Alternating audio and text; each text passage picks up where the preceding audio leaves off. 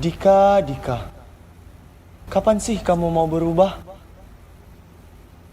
Kamu pintar, tapi hidupmu kamu mau kayak mereka. Gak jelas, hancur, narkoba. Kamu mau hidup kayak gitu? Lawan rasa takutmu, Dika. Kamu punya bakat. Kalau hidupmu terus seperti ini, kamu bakalan hancur. Camkan itu.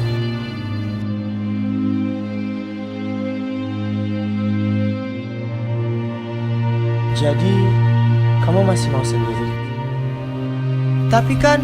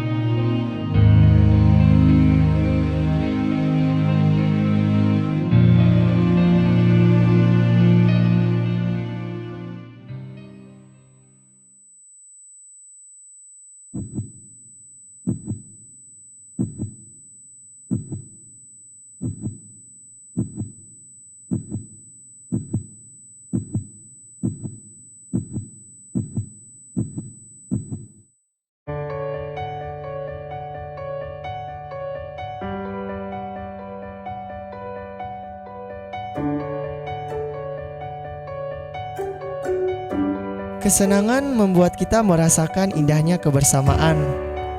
Tapi, jika ia tidak mampu, maka beberapa duka akan mencoba memberikan sedikit pencerahan.